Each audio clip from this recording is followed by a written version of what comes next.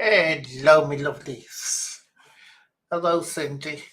Hello, Harriet. Hello, Julies. Oh, have I got any gossip? Only what's already out there, isn't it? Humble's been having to say again. I'm not holding back. So how's everyone doing? It's starting to thunder here again. Looks like we're going to get another downpour, thankfully. Are you, Kelsey? Are you, sweetheart? Yeah, hopefully we're going to have another downpour because I got just to keep it going until get some people in. If we do get some people in, managed to get the cat flap up for Koshka. Oh, and he's made up. Oh, he's totally made up. Keeps on coming in, pale at me. First, he didn't know what it was. He was just looking as if to say, "What's that?"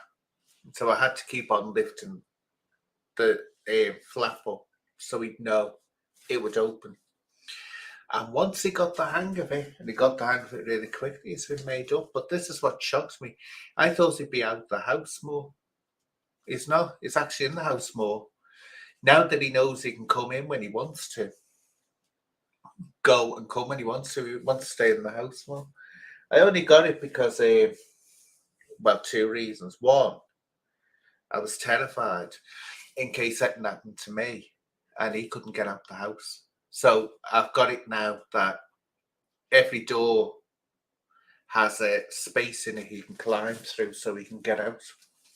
And the other reason was as well, he just cats are happy, aren't they, when they can wander around. He was going out at night and he'd stay out all night because I'd have to lock the door because he wasn't back when I was going to bed. So now he can just go out and come in when he pleases, and he's made up. Oh, he's so happy going out and coming in, going out and coming in. So best thing I ever did. Oh, I know what you mean, Cindy. Ted brings a friend home. He eats. I've seen him killing and eating a whole pigeon, and he sat there and devoured the whole lot. And I've noticed if I give him cooked chicken, doesn't want to know. Doesn't like the cooked foods. If I give him raw chicken, a big piece of raw chicken with the bone, or give him what else do I give him? Fish as well. Raw fish. Here he is. Fatty. I know he's huge. I'm going to have to see. I keep on trying to cut his food down, and then he keeps on looking at me and thinking, "Oh, we'll have to be strict with him because he is getting big. He's a big lump." But yeah, he loves eating raw. But that's because he was a stray for long enough, wasn't he? He's come up. Oh, yeah, since I've got that door on there, it's like he keeps on coming up and saying, "Thank you, thank you. I can come in and go as I please." Now it's like he knows that I put it in, especially for him. It's funny. And yeah, Koshka, me little lovely, me little precious. Oh, he's gorgeous. He's a parent. That's what I love about him. He just pairs and pairs. And you love your cuddles, don't you? Love cuddles. Oh, wait a minute. Excuse me. Better put my phone. Won't be 1 second.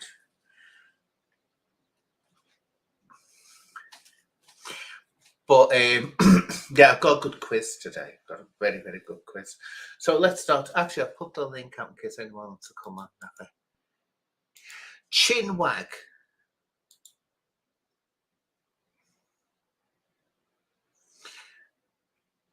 Did you ever see that one, Cindy, where the girl, the young woman, she's lying at the cat flap to surprise the cat when it comes in, filming this, and it comes in. And you just see it coming in, then opens his mouth, and this little mouse drops out, and she's screaming. It's like, oh, it's funny. Oh, the way she screams, this little mouse, and it's still alive. Oh, this place where I live, right, we have a backfield. It's not a massive backfield.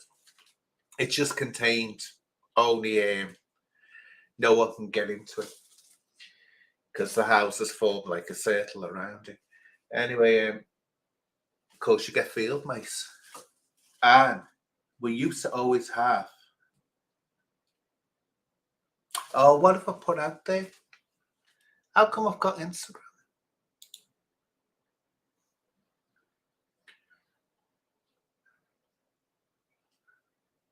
Don't know why I've got that. Why would I be copying my Instagram? Wait a minute. Just wait a minute. I'll put the link out now. I'll just let me listen to my messages. I'm going to put myself on mute for a little second.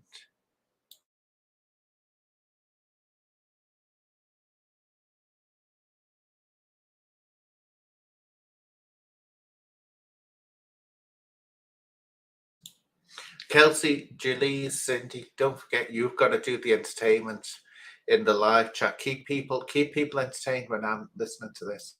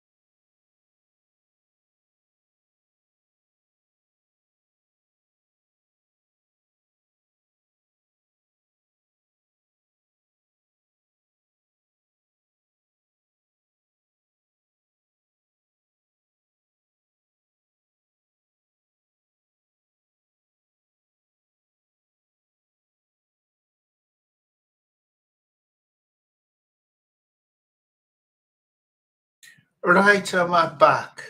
So you broke your nail, did you? I think you broke a nail. Oh, I've just got myself some acrylic nails. I'll be doing some videos. So I thought you'll be seeing my hands, so I'll get some nice acrylic nails. But I'm always conscious of my little fingers. I'll have children sometime. My little fingers, naturally, I was born, and they bend in.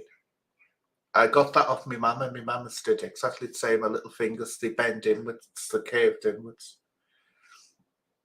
They're not actually bad when I was younger. They seem to straighten a little bit, especially the left one. But yeah, they bend in. And I have 3 ankles on each foot, an extra ankle, and I got that from my papa. So anyway, let's continue with this. Also, oh yeah, all kinds of drama, isn't there? And Humble's not very happy with Paul Venice, which I knew he wouldn't be. I knew he wouldn't be a good predictor, because I thought that was strange. I mean, I'm not going to cut into Paul Venice, but I don't think he thinks things through half the time. And it did seem strange, because I said that in the community post when I first heard it. I said it's weird that Paul Venice is doing this. Very, very weird. You know, there's a hell of a lot more behind the background that people don't know. That's why Humble sort of kicked off as he has and gone absolutely wild about it. So something there, but you know, leave to it. That's it. You have to, don't you? I mean, I don't have much.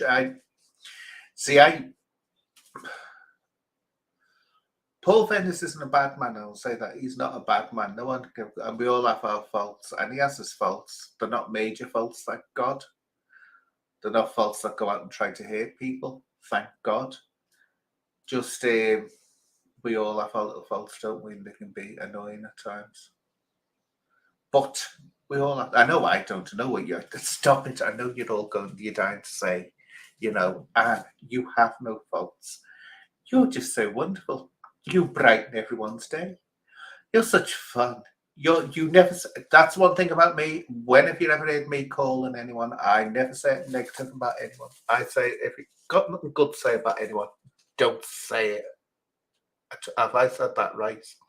If you've got nothing good to say about someone, don't say it. Oh, yes, that's my motto in life. That's my motto in life, and I stick by it. I stick by it. Anyways, so that's the drama going on there. But I was supposed to put this link out if someone wants to show. I'm just. Here we go, another one. It's just, you know, YouTube. I'm starting to. Actually, I thought I knew, and I'm starting to work YouTube out a bit now, and this drama thing. It's not. I mean, I'm the type of person. I just hit out back if I feel like it, and then it's either I'm never going to talk to them again, or I'll talk to them at some point in the future. That's the way I approach it. But I think what it is, it's you suddenly realise that actually it's keeping you the drama, even though it can get the clicks. And everyone knows, I don't care what anyone says, I've said this in the past, people go, and then you're clicking. Oh, for God's sake. Why the hell would you be making videos that people didn't want to click on? I mean, let's talk about Cindy's broken nail. Let's make a 2-hour video about Cindy's broken nail. Let's make a video about Julie's, who's crap at doing StreamYard. Let's talk about things like that for 2 hours. You're not going to, are you? You're going to get something that you think and that you've got an opinion on, an honest opinion on. You're not just doing it for the sake of doing it. And you do have an opinion, or you think you've got a valid opinion. But actually, Julie's, everyone's sick of the job. What I think it is, and see what you think in here in the live chat, suddenly you realise it's a tiny part of YouTube. It's tiny. And you look at other things that are going on that you've missed, you haven't even looked at because you're concentrating in this one area. And it's like clicks, they're getting hundreds of thousands of clicks on their dramas. And it's like, oh my God, this isn't a drama. This isn't a drama. It's absolutely pathetic. And that's what happens. Yeah, it's good in small doses. It is. But I think what surprised me, I remember the Daddygate thing that went on. And I always said, which it did happen, it blazed out. It had its day. Now no one's interested. No one can give a damn about Daddygate. You'd struggle to get anyone interested in that now. I thought that would happen with Decagate, shall we call it, but it hasn't. That's the gift that keeps on giving. It just keeps on giving and won't stop. And there's always, to me, he's a master manipulator. He knows what he's doing. And he's brilliant at doing it. He knows. Well, I'm telling you now, it's scary in a way. And that's what's scary about it, how he knows just how to manipulate his audience and get them watching. It's like he's saying one thing, then he's giving a complete and utter contradiction. He wants someone he wants to fight with, doesn't he? He wants a rematch with Robbie, doesn't he? In 8 weeks' time, but in 8 weeks' time, isn't he supposed to be in Thailand? Now, I'm convinced he knows that is going to set up a contradiction, and people are going to notice it. But his followers will be, blowing smoke up his hoop, and that will cause controversy. He's going for the sort of nasty Nick approach, isn't he? That's what he's going for. He knows he's going to be hated, and it's that kind of thing. Hatred brings views, doesn't it? If you hate it enough.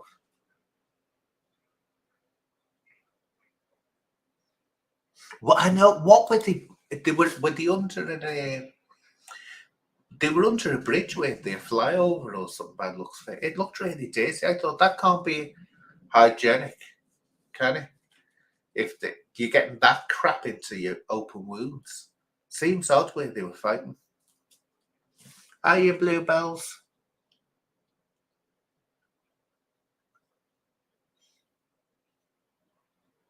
What sheep? Who are you talking about? He's getting donations off his sheep. Oh, I didn't know what you meant then. I thought you actually meant sheep. I thought, what's that? I agree with your narrative. It's this he goes really low. Not only that, I don't believe him. Sorry, I don't believe for 1 minute. I gave me reasons why, and I would never accuse anyone of making up stories about CSA. But I'm sorry, I was campaigning in it many years ago, and I just know and can sense when someone's. But also, don't forget the work he used to do with the police. My job was 24/7, well, not 24/7, but was mainly taking statements of people, witness statements, and gathering evidence. And you'd have to listen. You quickly learned when someone was lying to you. And I used to always say, I knew I'd got it down. I knew I'd got it down to as being proficient when I started hearing what they weren't saying. What I mean by that, you're taking a statement of someone or you listen to talking and you suddenly realise there's something not being said. That's when you know you've got it. And that's what I see with Decker. I could see what he wasn't saying and I can see I don't think so much of the wrong word because it's more or less an arty, theatrical word. Pastiche, copying other people, in other words. That's the only word I can think of, pastiche, is copying other people. So, to me, that's as bad as lying about having the big C. Some things you just don't do you? It's because it's an abuse of people actually to do that. I mean, if you go and tell fibs, I don't know, tell fibs, make up that you had, an auntie and your auntie and your uncle were killed on the Titanic or something like that. Tell a lie like that. Don't go tell horrible things if you need to tell lies.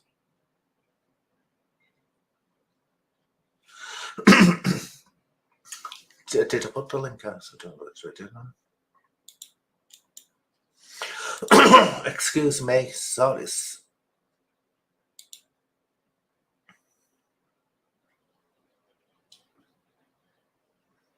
Well, Jalisa, it's quickly becoming about him again, isn't it? This what it is the evidence is there. I think the one that blows out the water is when he denied knowing who this 11-year-old was. When he must know there's video out there of him discussing it.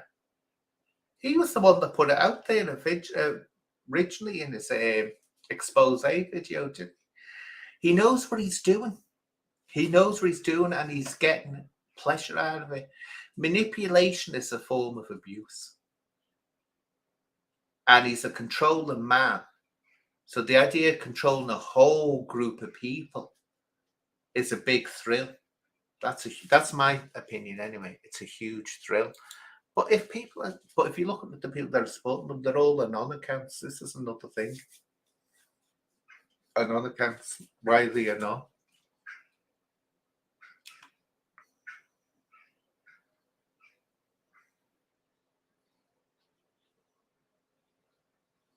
Just reading some. Oh, did I read me?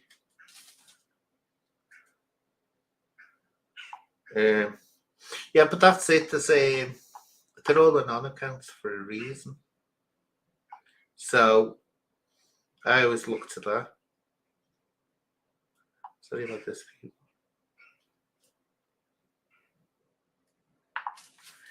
But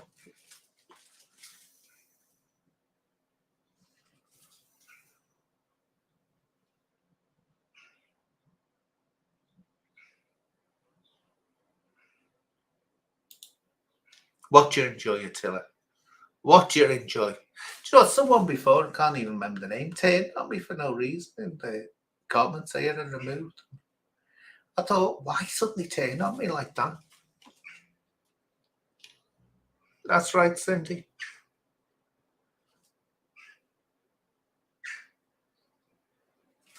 So Attila, come on, Are you up to something, Cindy? Are you arranging things?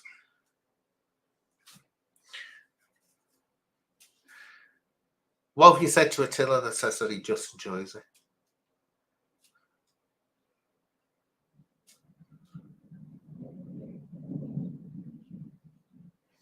It's odd. It's creepy as well. Do it. Oh yeah, he knows that. That's the control. He knows they will.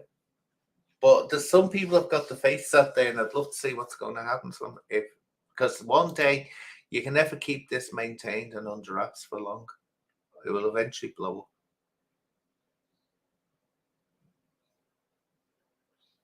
We'll have to get Cindy. You'll have to give these voice notes to me so I can put them out there. We can do it.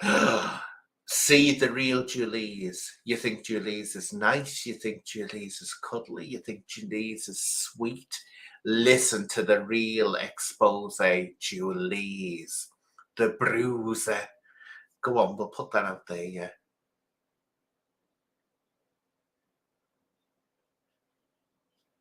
Oh, I get it. I get you.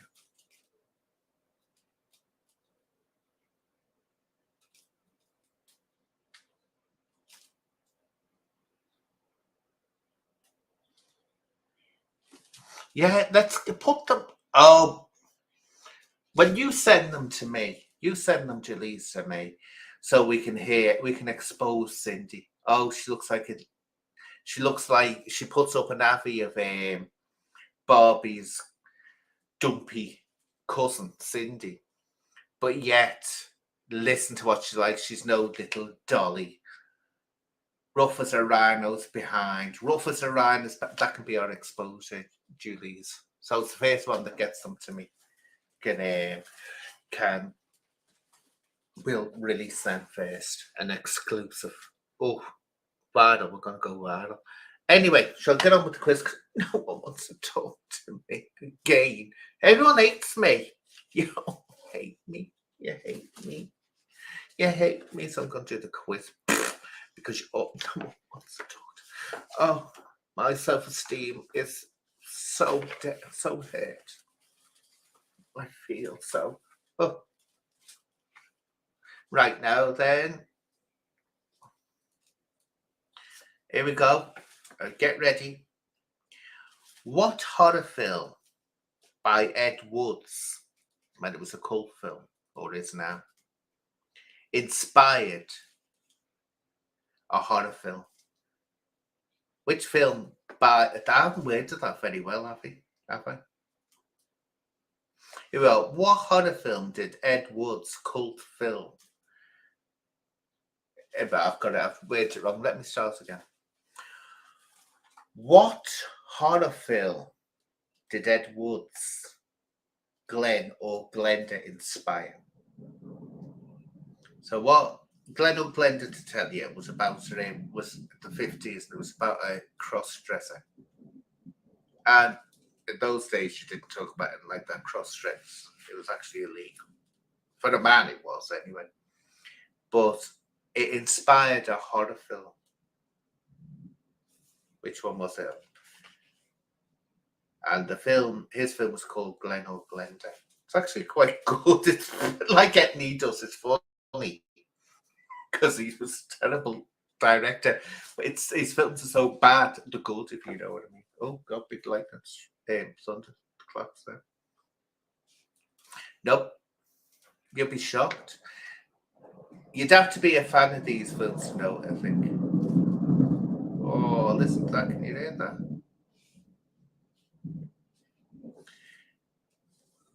That sounds. Here we are. It's I'll give you a clue. It's one of the Chucky films, Child's Play films. It's one of the Child's Play films that inspired. It's actually quite good. It's a weird one of them.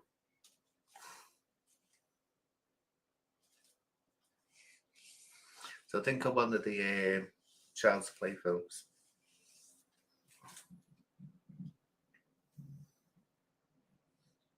Well, it's no. I don't know what one it was, what number it was.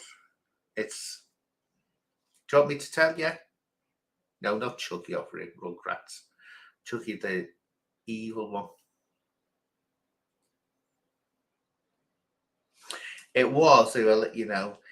Oh, you got it, Kelsey. That was it. You got it. Where's it? Seed of Chucky. What it was, the child, if it was the child in there. And it's actually quite good, that one. It's called Glenn.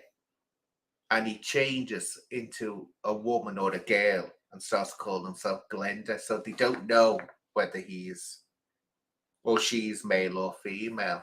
In other words, and as it puts in the film, anatomically not right. So an hermaphrodite, in other words. But it's actually quite good. And it's interesting because when he's Glenn, he's all peace loving and concerned about not being a murderer. But when he turns into Glenda, she's a murderer. It's funny, but it's good. So anyway, continue with Ed Wood. Someone put it up there before. What is Ed Wood's most famous film? What's the one that if anyone has seen an Ed Wood film, that will see it? It's a classic now. So badly done that I say they were so bad, they're good. No reason. Here we are. There's Plan 9 from Outer Space. If you haven't seen that, you've got to see it. It's just, it's Ed Wood as his ultimate best and worst. It's so bad, it's fascinating to watch. Absolutely fascinating. I mean, he didn't, if something went wrong, you've got to admire him. If something went wrong on the film, he just got on with it. He got on with it. Nothing would put him back.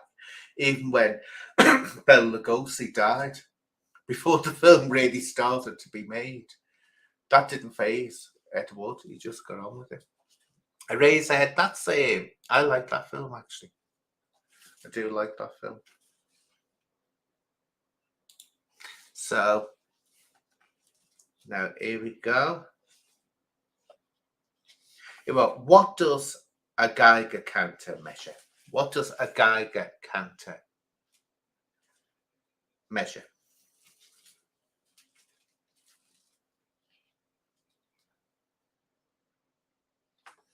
A Geiger counter.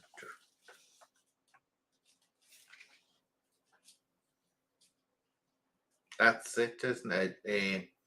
Radiation. Radiation. No, not earthquakes. Radiation. That's the size monitor, isn't it? Earthquakes. Well, next one. What were Romulus and Remus reared by? Romulus and Remus, the two who built Rome. What were they reared by?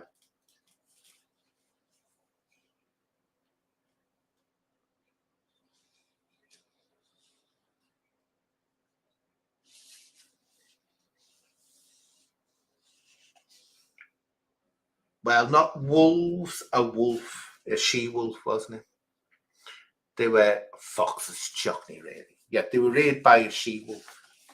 And they went on to build Rome. Let's see. Oh, well, this is what I only learned today. What is dermatophobia? Dermatophobia, a fear of. What is dermatophobia, a fear of? They're fears of everything, I'm telling you now. Dermatophobia, but I can understand why this would be a sensible fear to have if you saw it, you know.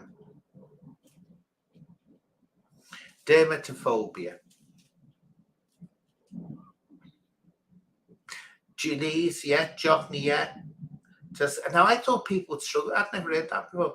When you think it makes sense, if you see someone with bad skin and they've got something wrong with skin, it makes sense, doesn't it, for you not to want to touch them or go near them. It could be. It doesn't say what kind. It just says any skin disease. So it must be something when you see it. But it makes sense. A lot of this, they call them no phobias. They say that they don't make sense, irrational fears, but actually a lot of them are rational. That's a rational fear. Being frightened of heights is a rational fear because if you went and you fell, you'd be dead. Fear of flying, a rational fear. I don't know why they say that, irrational. Because if they go wrong, you die. So it makes sense to be scared of them. Hey, well, here's one for anyone knows about dancing, right? Isadora Duncan. Strange, this the way she died. How did the dancer Isadora Duncan die? Isadora Duncan, who was around in the 1920s. She did, nowadays she'd be considered dead bored, but she did all this dressing in Greek togas and dancing around, no pretty little fairy dancing. Actually caused quite a sensation when she was alive. Nope, not anorexia. It was a car, Cindy, but what actually happened? Oh, funny, spooky, funny.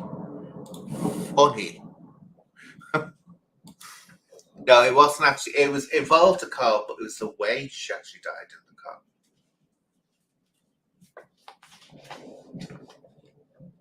Yeah, and she got something stuck in the wheels. What it was in those days, they had what were the exited small cars, open tops. They didn't have tops on. And the women, the fashion for the women was to wear extremely long scarves down to the ankles. Well, she got in the car, didn't she? And as the car moved off, at some point a scarf was blown in the breeze, got caught in the spokes of the wheel because they had spokes there. Broke her neck, instantly killed her that way. She was very unlucky though. She lost in another with cars in a previous accident with her children. The car, she wasn't in the car, but the car rolled somehow into a lake and they were all drowned, the children. Absolutely terrible. Now, let's see what's the other one. Here we are, on to music now. In which Beatles song does the line "sitting on a cornflake waiting for the van to come" appear? Sitting on a cornflake waiting for the van to come.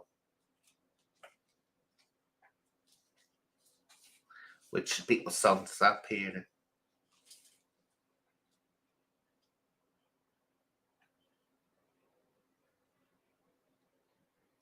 That's it, isn't I Am the Waters.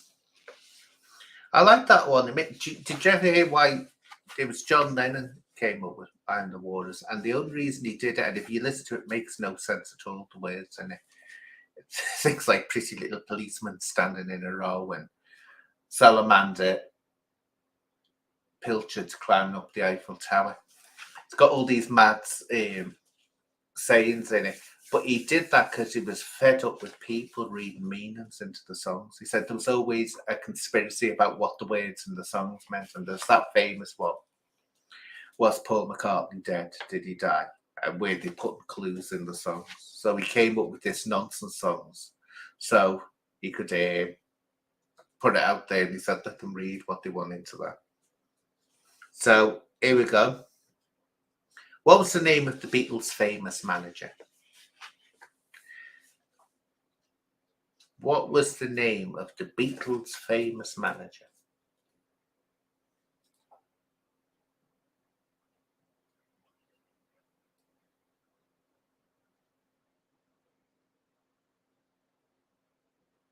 Yeah, I'm the Walrus. What was this? Yeah, that's it. Brian Epstein or Epstein, whatever way you want to pronounce it.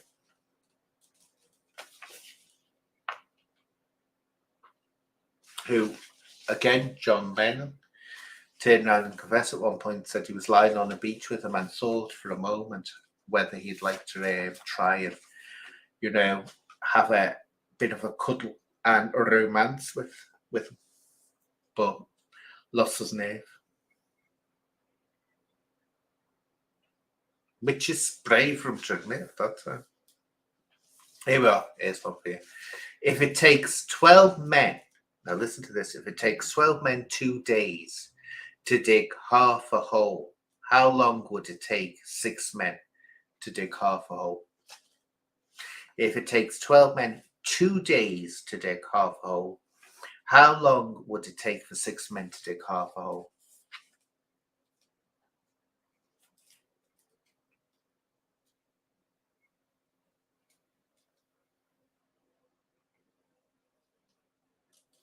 So you get your calculators out. 2 hours.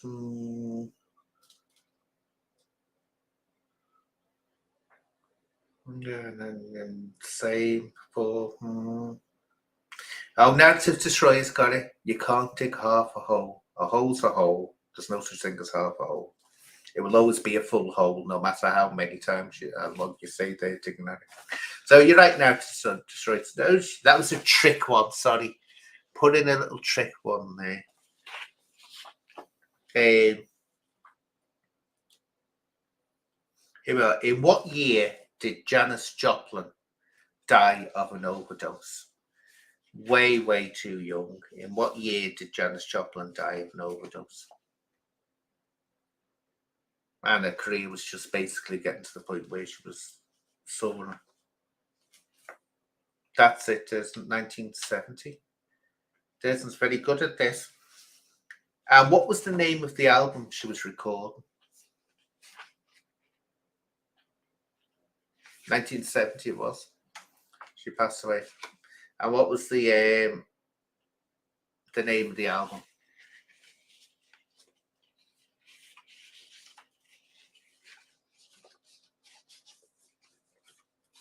That was released after she was dead.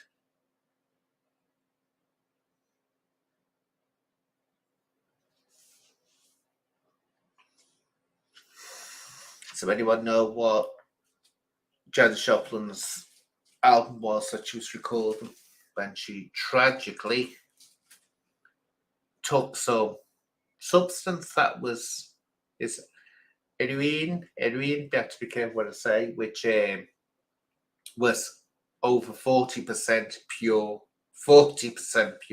which would kill anyone. She didn't know it was that pure. So no one seems to know the name of the album. The album was called Pearl. Now here's some space ones for you. Which planet in our solar system revolves opposite to all the others? So which planet goes, we all go anti-clockwise.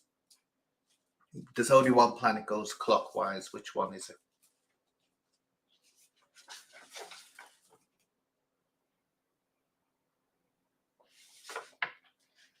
No, not Pluto. Not Neptune, not Mars. It's also got the slowest spin as well, so it's a day takes ages. That's it. Venus. Venus goes in the wrong direction. Everything else goes anti-clockwise, it goes clockwise. And also its days are ridiculous. Something like 208 days, isn't it? 1 day on Venus. Here we are. Second space one. What was the original name for black holes? Because black hole, the term black hole was invented by John Wheeler in the 1960s, and a lot of scientists are annoyed with him because they reckon it gives the wrong idea of what a black hole is. So, what was the original name of black holes, which actually fit them better? No, not a wormhole. That's the same. More or less a modern one, wasn't it? So what were the originally called? No, not wormholes. Because they were, lots of them are annoyed with this John Wheeler. In the 60s, he started calling them black holes after the black hole of Calcutta, more or less to give the idea of how horrific they were. That's it. Anna Marie, Dark Stars. They're called Dark Stars. And that's a more fitting one because a black hole is not a hole. People always think of it as spinning vortex, spinning, going down into a never-ending funnel. It's not. It's actually a sphere. It's a star, black. That's what surprised most people. And they used to be called dark stars because of that. It's not actually a hole at all. It's a sphere. And they get absolutely huge, absolutely humongously huge. And there's a theory out there which actually can't be dismissed out of hand that we are actually inside a black hole. The whole universe is inside a black hole because it acts as if we are. And it might be as well that the Big Bang was actually a black hole from a previous universe, or with a previous universe in it exploding. And this happens every so often. I mean, I don't understand the full of it, but the big crunch where it goes down to a tiny point, then it explodes. Well, there was a universe before ours, there was a universe before that one, and it's just forever. They create universe, explode, then create a new universe. But it sounds weird, a black hole that massive that it could contain the whole universe, but actually it's a theory that they're taken seriously. The way we look at, because we can never see the edge of the universe or see an edge to it, and the way it's going away from us all the time. So that's what you'd more or less, they reckon you'd see if you were inside a black hole, looking out or trying to look out. So that's that. Here we go. Here's one. Jockney, you should get this. This is an arty one, a filmy one. Relative speaking. Now, relative means you've got to make adjustments for the time that something happens. Relatively speaking, who was the highest paid child actor in the history of films? No other child actor has ever earned as much as this child actor did. He got paid lots and lots and lots and lots and lots of money for the time. Not Shirley Temple, you'd think that, not Mickey Rooney. And someone that most people forget about, not Macaulay Culkin, outdid, not Judy Garland, outdid every one of them. He was a multi-millionaire. And for the days, multi-millionaire. And he was only a kid about 7. There we are, there's a clue. Think the kid. He's only about 7 years old when he started. Not Jack Wilde. Oh, I've met Jack Wilde, God rest his soul. I gave a little clue there back to the kid. Think the kid. We're going way back in film history. Chaplin. Yeah, Charlie Chaplin used him. Steve Wraith. Anyway, no, it's Jackie Coogan. Jackie Coogan was in the Chaplin films, the silent ones. Where the first one was called The Kid, and he was in a few of them. Well, he amassed, by the time he was 18, a fortune of, back then, 18 million. Now, just think, the days of silent films, the 20s, 18 million, what that would be worth now. It would be an astronomical amount of money now, if you put it in today's money. And his parents went and spent the whole lot of it. And so they brought in a law which is still in film industry law now, the Coogan law, where by law, amount of the money has to be put away in a trustee, with a trustee that the parents can never touch. But here's another thing about Jackie Coogan. Very talented man, very talented. In the 1960s, when he was getting on, his career was given a boost when he appeared in a TV show, and it brought him newfound fame. And even today, people will, when you say the name of this character he played, they'll see him straight away. So which 1960s TV show, American TV show, did he appear in?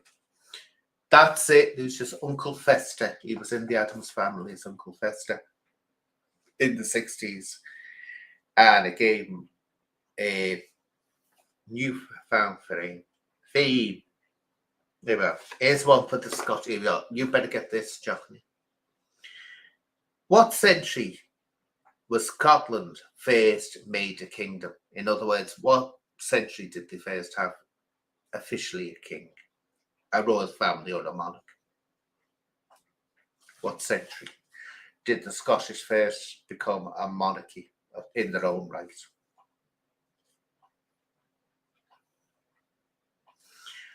Not the 11th. Go back a bit. Not the 12th. You're going the wrong direction. You have to go back before the 11th.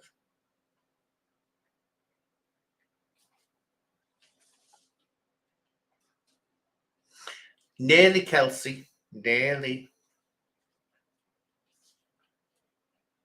Nearly spooky. Nearly. Going the wrong direction, Johnny. Go the other direction. Go.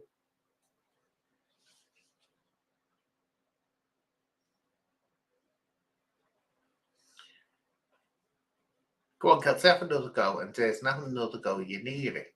9th. That's it, Biddy. Big Biddy got it. The 9th century. Now, when was it ended? When did Scotland lose its sovereignty?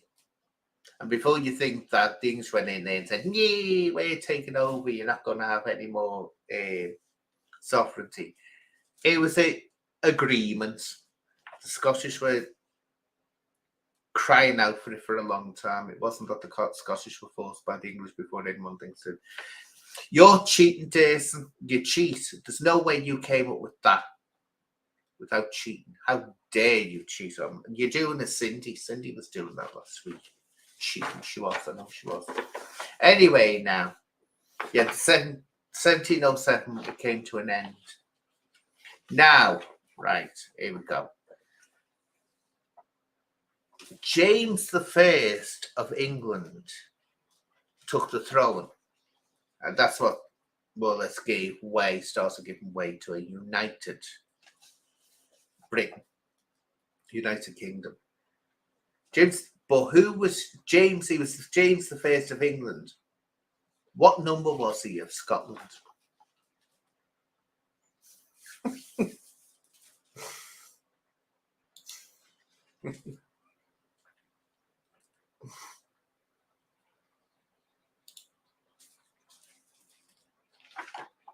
Yeah, there we go. The 6th.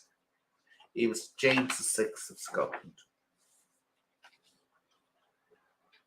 And actually has this reputation for being paranoid about witches. He was, but actually he was the one that stepped in court cases and a lot of the time went to see them and said that was all nonsense and freed the people.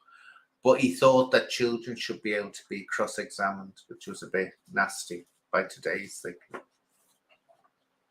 He's the one that had put in the Bible, suffer a witch not to live.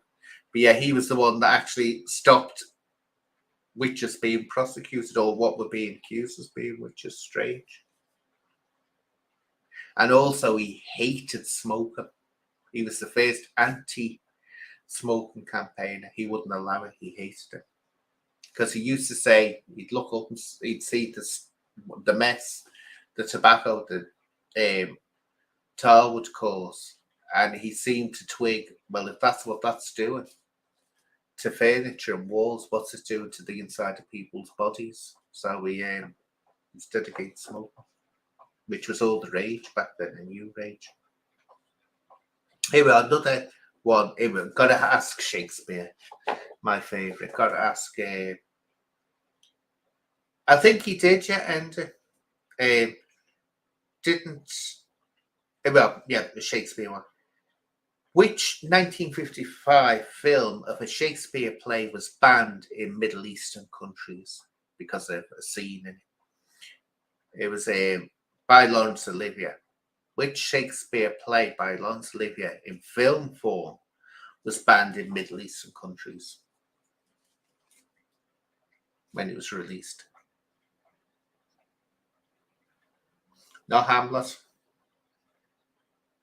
Don't think Laurence Olivier filmed Hamlet, did he? He acted in but didn't film. Not The Taming of the Shrew. Here we are, Spooky. Richard III, Spooky's got it. And what was it about the film that caused the ruckus? And it's only a very short scene in it. Very short scene, and it caused the Middle Eastern countries banned it straight away.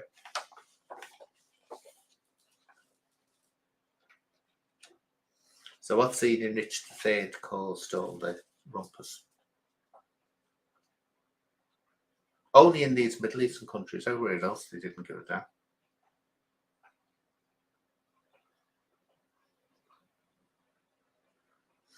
Not a kiss, no.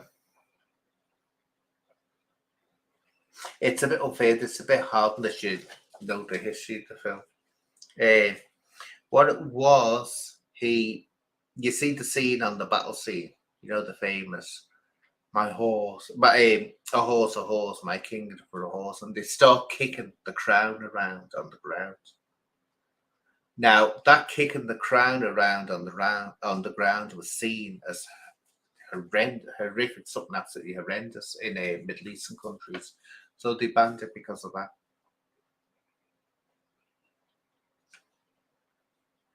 An interesting thing about Richard III, it was the Tudors were always accused of making up that he had a hunch and that he was weedy looking and that he was, the way they portrayed him, they said, oh, they made it all up. Amazingly, they discovered his skeleton not so long ago. That's an adventure in itself, the way it was discovered. Absolutely amazing. It's more or less like a psychic quest that discovered him. You have to watch it, find out, go in how they discovered the remains of Richard III. Weird how they discovered it. And what it was when they got his bones, they found out everything that Tudors described him as being was exactly what his skeleton was like. So they weren't making it up to try and describe him. And the portrait that they have on is identical to the face reconstruction. Here we are in the book, for those with a religious leaning. In the book of Revelations, the number of the beast is said to be 666. But scholars say this is a misprint or a mistranslation. What was the original number? It wasn't 666. What was in fact, the original number in the Hebrew? No, not 777. Not 999. I can believe that 999, but it wasn't 999. That's not an odd one, this one. Not 60. That's, I'm not even crude. Here we are. Because it's a difficult one, I should believe now. I would have come across it. It was actually 616, not 666, 616. It's the way the Hebrews used to count or put numbers together. And when it was translated, because this is the problem with the Bible, it's been translated, it was translated from Hebrew into Greek, then translated from not Hebrew into Latin. It was translated from the Greek into Latin, which wasn't the languages aren't very easy to translate each other into. And then it went from the Latin into English. So there's all kinds of translations, translations in the Bible, loads. And that was one of them. It was actually 616. And they reckon it actually meant, 616, Kelsey. It actually meant, they reckon. If I remember right, it might be wrong, but I'm sure they think it meant Nero. It didn't mean Satan, it meant Nero, who was the emperor at the time and was persecuting Christians. Trace Smith, I've heard the name, I don't know who he is though, but I will do. Here we are. Here's another Bible one. In Genesis, which is the creation of the earth and all that, what spoke to Eve and tricked her into eating the forbidden fruit? What spoke to Eve? What in the tree spoke to Eve and tricked her into eating the fruit?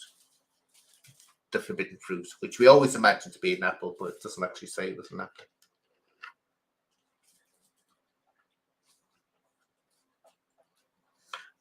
Now here we are. I'm glad you all said that snake. I was thinking the bet they go. No, it wasn't a serpent. What it was, Lucifer spoke to her. Lucifer threw his voice and made it appear that the snake was speaking. The poor serpent wasn't doing anything. It was just an ordinary snake. And Lucifer threw his voice. So it's actually Lucifer speaking to her, but he was using this snake to fool her into thinking it was the snake that was speaking to her. And that's it, because another interesting fact is that the Jehovah's Witnesses, they believe this, which makes sense. They say that, when they talk about the tree of life and the tree of knowledge, well, Adam and Eve sinned and were thrown out of paradise, and we all had to suffer. How nice, we all have to suffer for their mistake. They ate from the tree of knowledge. If they'd eaten from the tree of life, they would have remained eternal. We wouldn't be dying now. We'd all be eternal creatures, never dying. So you can imagine what we think. There's overpopulation now. Can you imagine what it would be like, even though no one in the past ever died? But they say, which is an interesting thing, like it was Lucifer tricking them into thinking the serpent was talking when it wasn't. It was him. The tree itself wasn't anything special. It was an ordinary fruit tree. And all that God did was pointed to one tree. Nothing special about it, and said, do not eat of the fruit of that tree or you will surely die. Now, that's the belief they held. So it could have been any tree he picked. He was testing them, just seeing if they'd obey his orders and keep his laws. And of course they didn't. They didn't. So there's something interesting. But they make a point there that it wasn't a special tree like other religions make it. It was just, he just got pointed to any old tree and said, that one will do. Don't eat it. Like putting a £5 note. You know the way they tried to trick you? To do this in the police, with the employees. They'll leave money around in a room to see if anyone takes it. Yeah, the old ventriloquist trick. So that is the end. I thought that was a good one, man. I like that little quizzy. I enjoyed that one. No one came on again. Let's see. Did you hear a little bing there? Get lots of little bings.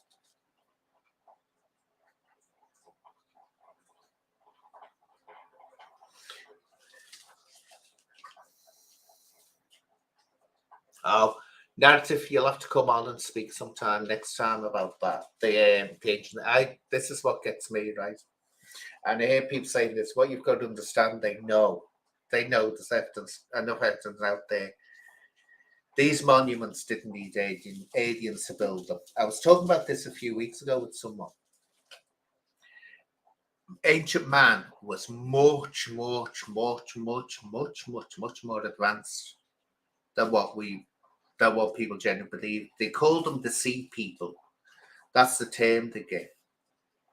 And we're finding out now, for centuries, people thought that China was cut off from the rest of the world. Now they know that thousands of years ago, Greeks and Egyptians were going there, and the Chinese were going to them as well. And even the Chinese are shocked by this. The evidence is there by things that they're finding. As for the pyramids, and people go, oh, look, the pyramids, and I said this about Stonehenge as well. Yeah, it looks impressive for ancient man to have done that. But it looks pretty cack for an advanced culture that's flowing, managed to go through vast distances of space. And it's like, is that the best you can do? I mean, come on, Stonehenge, a pyramid. It looks impressive for ancient man, but again, as I always said about Stonehenge, I'm sorry, they were building it for 3,000 years. It actually looks a bit cack that it took them 3,000 years to do that. You know, it does. It's easy to see it as being, oh, it must have been aliens, but when you think that an advanced civilization built them, it's not good for it's not impressive for an advanced civilization, but it's impressive for an ancient man. But ancient man was a hell of a lot more advanced than we thought, and they're learning that now. They're learning that all the time. So, given enough time, given enough manpower, people can do amazing things, absolutely amazing things about it. But you have to come on sometime and talk about it, because I love talking about it. Because I always find, you know, when we talk about aliens, don't about anyone else, and this is a saying I hate. Oh, look at the Earth. It's so insignificant compared to the rest of the universe and size of the universe. No, the Earth, as far as we know now, is the most important planet in the whole of the universe, because there's only one we know for sure 100% has got life on it. Not only life, it's got intelligent life that can look out into the universe and examine it.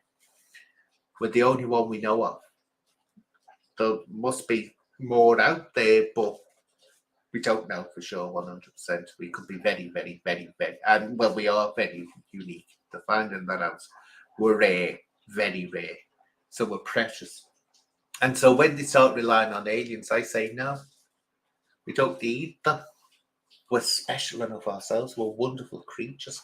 And if we actually all thought like that, thought just how precious we are, how wonderful we are, we'd take care of the planet.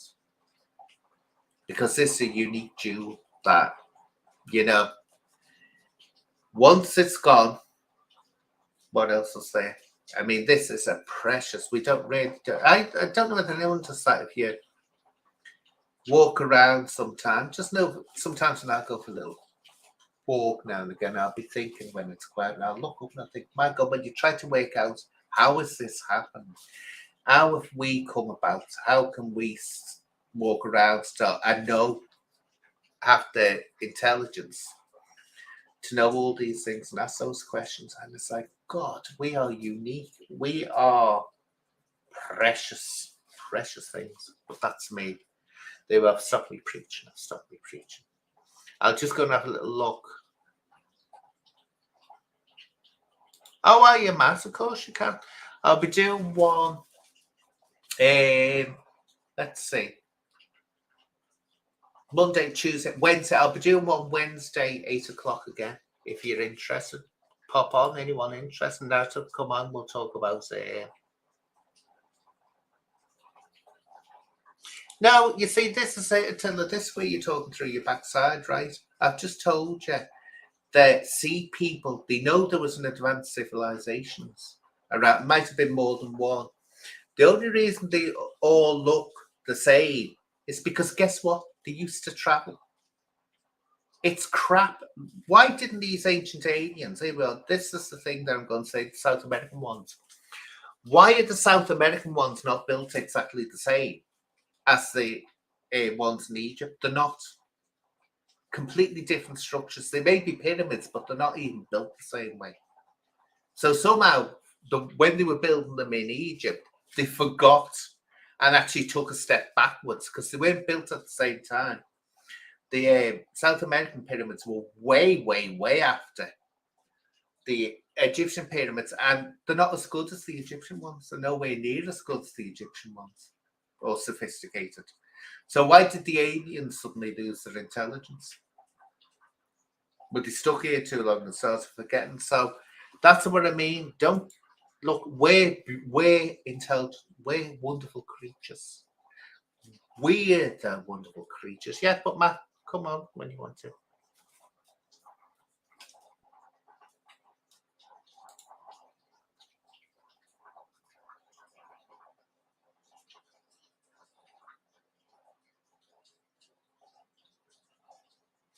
Yeah, it might do.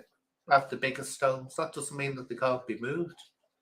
This is it. Given enough time, given enough determination, you can do. As I said about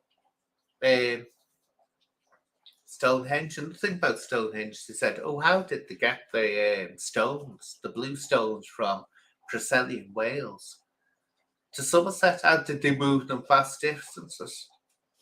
Anyway, how did they move them? They may not have moved them because there's no evidence in Preseli of mining the stones. They can't find evidence that they were actually mined from Preseli itself.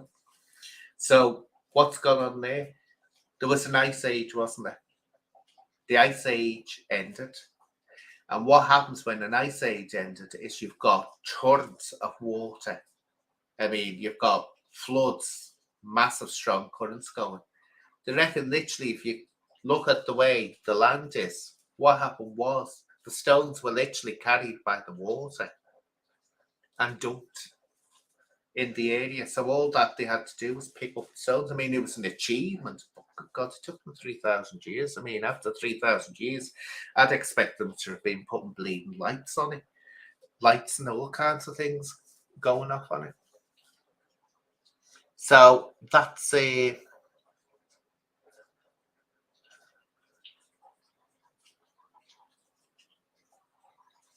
So why were these... This is what I can't get out of. Why were these aliens so rubbish at building them? That's supposed to be impressive for an alien race that's travelled millions of light years to get to us. It's like, come again. Why doesn't it do? They don't do anything. It's just stone structures. They don't actually do anything. They don't. I mean, why aren't they like giving out information to us when we talk, or light shows going off or something weird? It just seems pointless that they'd come all that way. You don't need aliens. Listen to me, Nadia. You don't need aliens. All that you need is faith that man was much, much more intelligent than we give him credit for, and they find that out.